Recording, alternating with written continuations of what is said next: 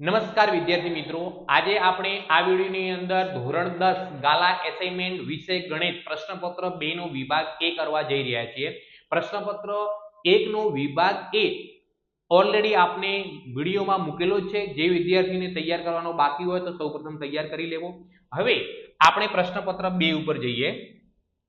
તો પ્રશ્નપત્ર 2 નો વિભાગ A ની અંદર 24 હેતુલક્ષી પ્રશ્નો પૂછાય છે, જે 24 ગુણના હોય છે.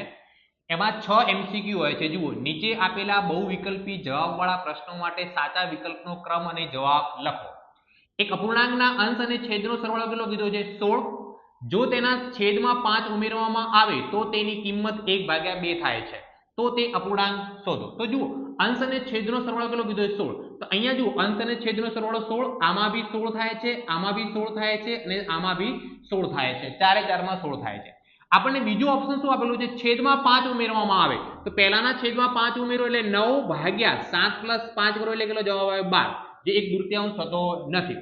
બીજામાં હું ઉમેરું તો કેટલો થાય? 4/17, એની અંદર બી થતો નથી. ત્રીજામાં ઉમેરવામાં આવે તો 7/9 માં 5 ઉમેરો કેટલા થાય? 14, એટલે 7 દુ કેટલા થઈ જાય? 14. તો આનો જવાબ કેટલો આવે છે? 1/2. આ હોઈ ન શકે, આ હોઈ ન શકે, આ હોઈ ન શકે. આપણો જવાબ શું આવશે? સી. દ્વિઘાત સમીકરણ 6x² - 13x + k = 0 ના બીજ પરસ્પર કેવા કીધા છે? વ્યસ્ત કીધા છે. તો k બરાબર કેટલા? હંમેશા યાદ રાખવાનું, જ્યારે બીજ પરસ્પર વ્યસ્ત હોય ત્યારે a અને c ની કિંમત સરખી હોય. તો a ની કિંમત 6 છે, તો k ની કિંમત બી કેટલી હશે? 6. એટલે જવાબ શું આવશે આપણો? 6. જે સમાંતર શ્રેણી માટે d બરાબર 5 હોય તો સમાંતર શ્રેણી માટે a18 - a13 બરાબર કેટલા? તો જુઓ, a18 એટલે કેટલા લખાય? a + 17d માઇનસ કૌંસમાં a13 એટલે કેટલા લખાય? a + 12d. તો જુઓ, આની ગણતરી કરીએ.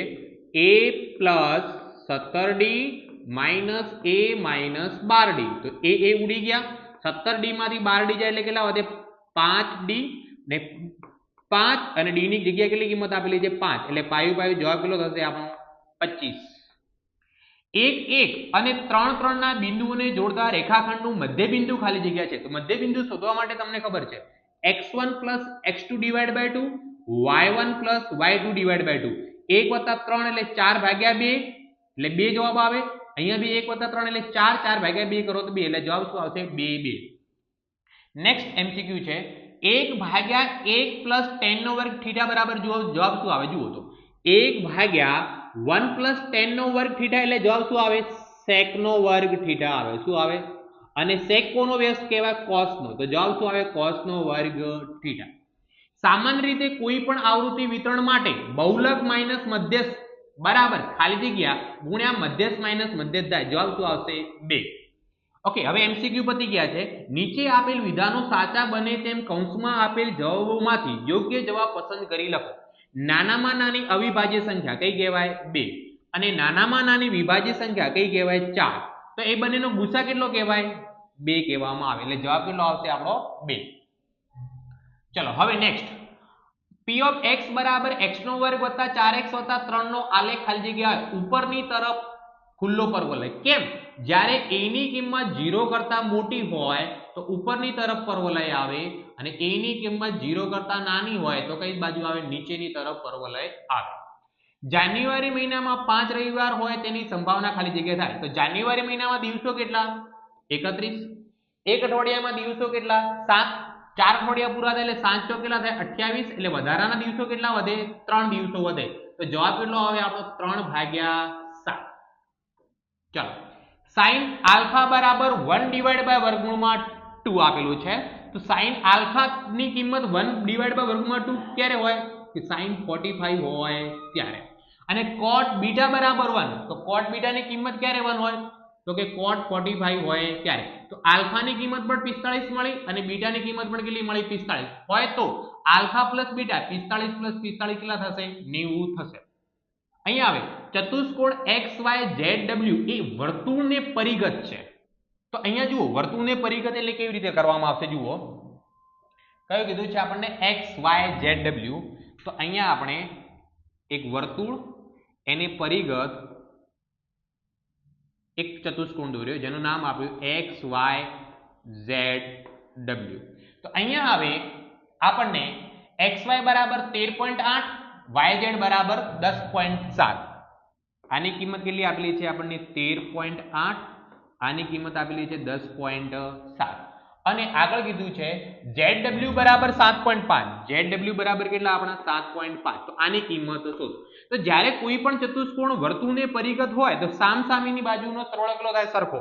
તો અહીંયા જુઓ xy વત્તા કેટલા કરીશું zw એટલે કેટલા 13.8 વત્તા 7.5 બરાબર કેટલા થવા જોઈએ 10.7 વત્તા xw. તો આ બંનેનો સરવાળો કરો તો 13 ને 7 20, 21.3 માઇનસ 10.6 બરાબર xw આવે. તો આની અંદરથી હું માઇનસ કરું તો જવાબ કેટલો આવશે આપણો 10.7 બરાબર xw.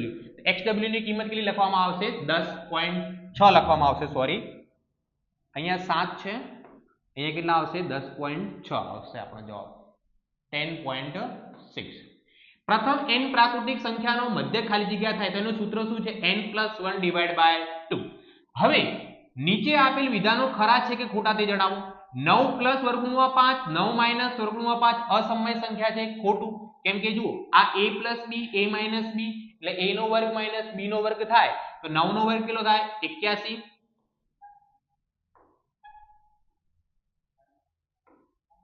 81 - √5 નો વર્ગ 5 એટલે જવાબ કેટલો મળે આનો 76.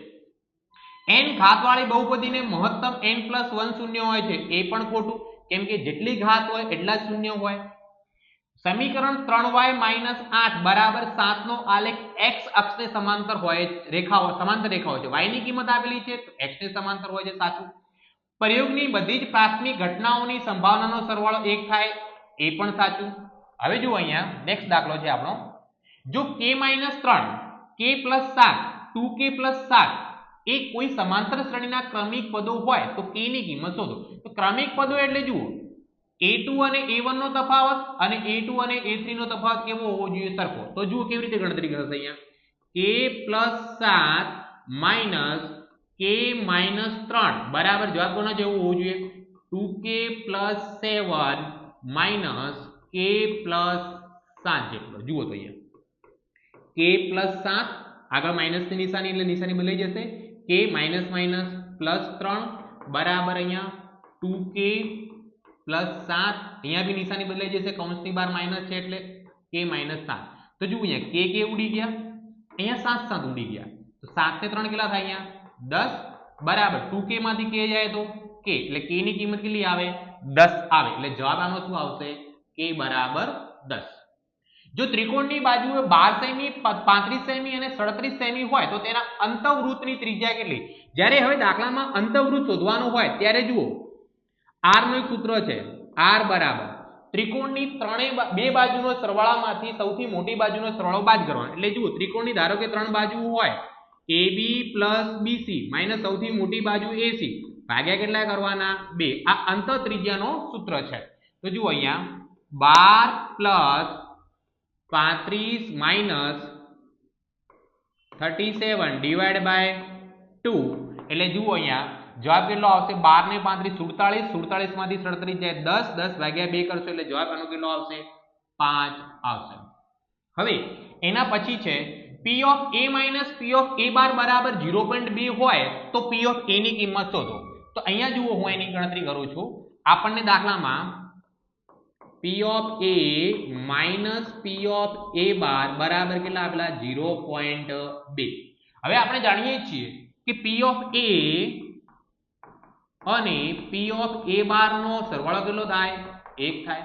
આને લોભની રીતે ઉકેલી દઈએ તો આ ઉડી જાય 2p of a P of a plus P of a એટલે 2p of a બરાબર કેટલા વધે 1.2. તો P of a બરાબર કેટલા થાય અહીંયા 1.2 ભાગ્યા 2 કરો એટલે જવાબ કેટલો આવે 0.6. તો આનો જવાબ શું આવશે 0.6 આવશે.